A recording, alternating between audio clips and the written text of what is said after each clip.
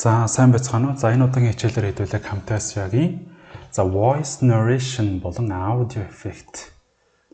За энэ хоёрын талаар үзье. За өөрөөр хэлбэл аудиотой холбоотой хэсэг гэсэн үг.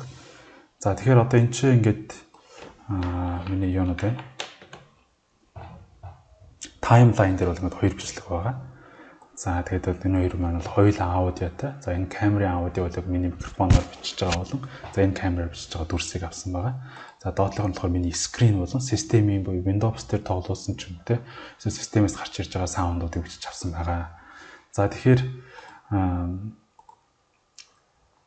за одоо энэ жишээ нэгтлээ яа гэж бодъё.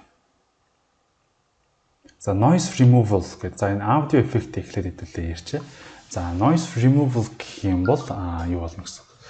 Хэрвээ одоо ингээд миний background-д ямар нэгэн static noise ч юм уу те ингээд нэг юм ингээд дуурайд байнга ингээд байгаад байх юм бол тэрийг арилгахад нэлээд одоо тавга талтай. Харин гинт нэг хүн одоо ингээд юм ундаг шиг ингээд саяных гарсан юм гинтийн чимэн дээр бол voice removal бол тийм ч тохиромжтой биш.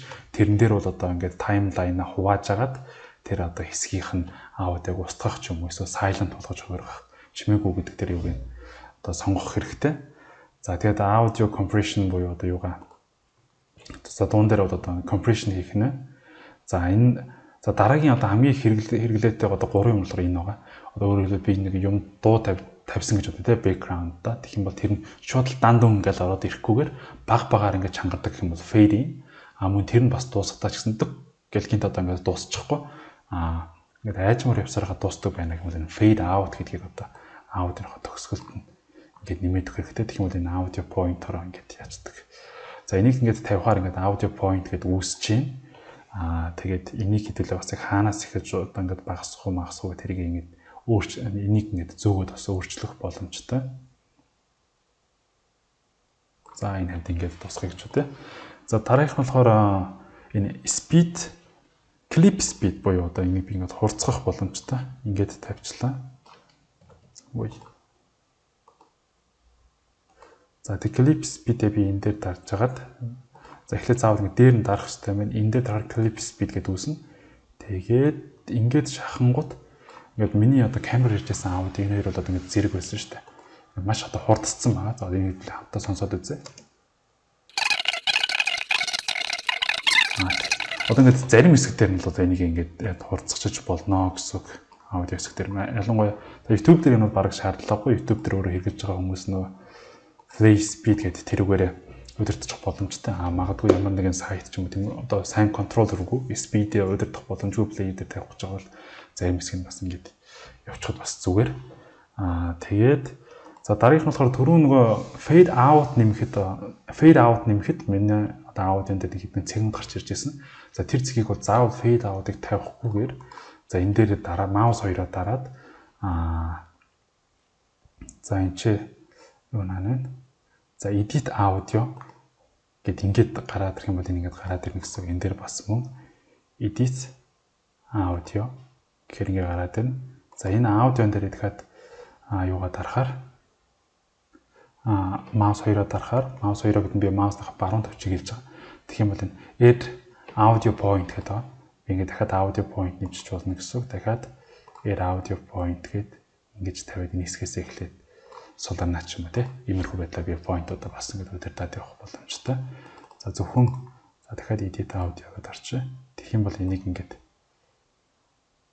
дуугаа ингээд ерөнхий байдлаар ингээд өөрчлөх өөрөө хүснээр ингээд customize хийгээд явах боломжтой. Энд ч дахиад audio point нэмэж чинь энэ чинь ингээд голоороо суларч байгаа дахиад чангардаг ч юм уу те иймэрхүү төрлийн зүйлсийг мөн хийх боломжтой байгаа.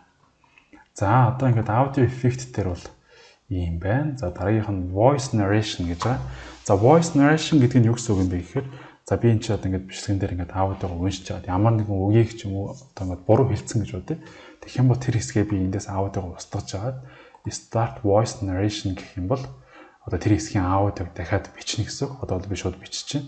За одоо энэ дээр одоо за энэ дээр юу гэж байгаа юм бэ? Good morning my love гэж бичсэн байна. Гэт одоо ингээд иймэрхүү тайлбар явуулах гэж одоо ингээд stop гэдэг дарангууд за энийг би нэг газар хадгалах хэрэгтэй болно. Хадгаллаа. Тэгээд энэ автоматар энэ дээр ингээд нэмэгдчихнэ. Одоо би энийг за яг миний нэг аудио та дахиад та хурдаад байж магадгүй болохоор би доошлуулад энд тавьж аваад хэдүүл тоглох юм бол саяны миний ярьсан зүйлс одоо тоглогдно гэсэн.